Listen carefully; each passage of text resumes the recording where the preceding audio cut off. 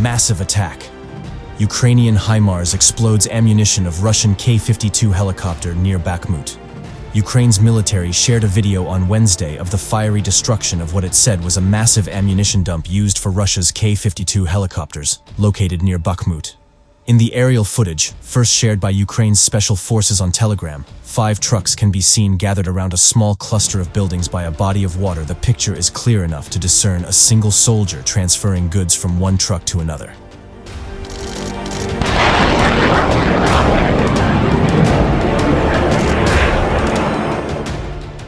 Within seconds, the pair of trucks are engulfed in an explosion, followed by several others. Soon, the entire surrounding area is blazing and charred. Greetings from HIMARS, Ukraine's Ministry of Defense wrote in a post on X tooting the bombardment on Thursday. Ukraine's MOD said the strike took place at the village of Mironivsky, which sits at the very edge of where the Luhansk region borders Donetsk. It's about 15 miles southeast of Bakhmut, where Ukrainian troops have been making small gains in recent days, according to an assessment by the US think tank, the Institute for the Study of War.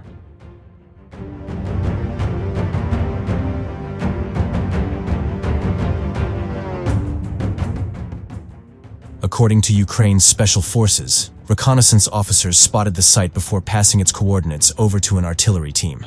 The blast site served as a storage depot for 9 Mi-127 Viker-guided missiles, which are used by Russian Ka-50 and Ka-52 helicopters, the MOD said. Insider was unable to independently verify what was stored there, or exactly the artillery used. Laser beam-guided Viker missiles can travel up to 5 miles when launched from a helicopter and are highly effective against heavy armor.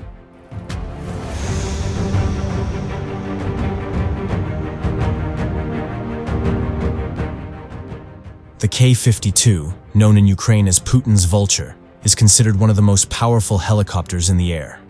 Early in Ukraine's counteroffensive, they exacted a heavy toll on Ukrainian armored vehicles, as insiders Ryan Pickrell reported. This status has made the helicopter a prime target for Ukrainian troops, including the 47th Separate Mechanized Brigade, which claims to have taken out 8 of them.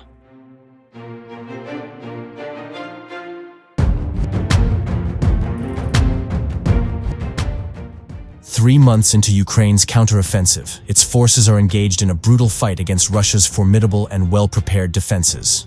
The hard-won gains have been limited, but the Ukrainians are advancing, the top NATO official said on Thursday. The Ukrainians decided to launch the offensive because they are going to liberate the land.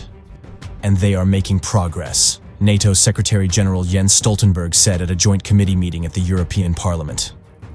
Not perhaps as much as we hoped for, but they are gaining ground gradually, some 100 meters, less than 330 feet, per day.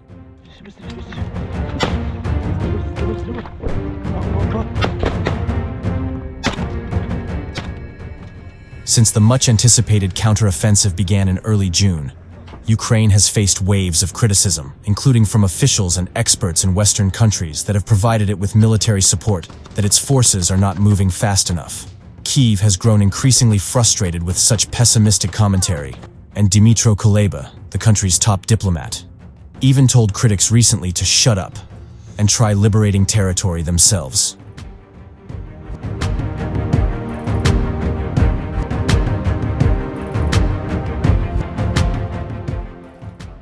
Russia had months to establish dug-in positions, which Ukraine argued was a result of having to wait for more weapons from the US and its NATO allies before beginning the counteroffensive. Moscow also constructed a formidable array of defenses known as the Surovikin Line, which has proven to be a headache for Ukrainian forces.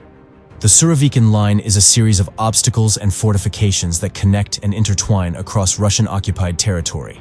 Construction started under the supervision of Russian Army General Sergei Surovikin, Moscow's overall theater commander last fall, in response to Ukraine's Blitz-style counteroffensive in the northeast Kharkiv region.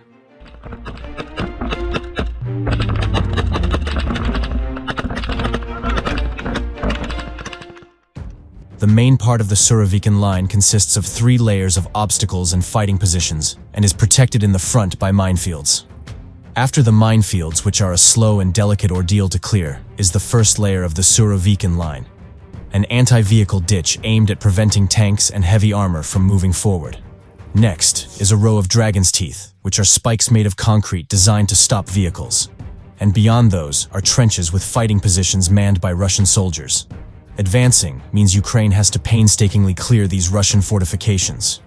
It's a task that has proven to be both complicated and deadly, thus limiting the speed at which Kyiv's troops can advance. But there is an area of the front where Ukraine has gained momentum in recent days.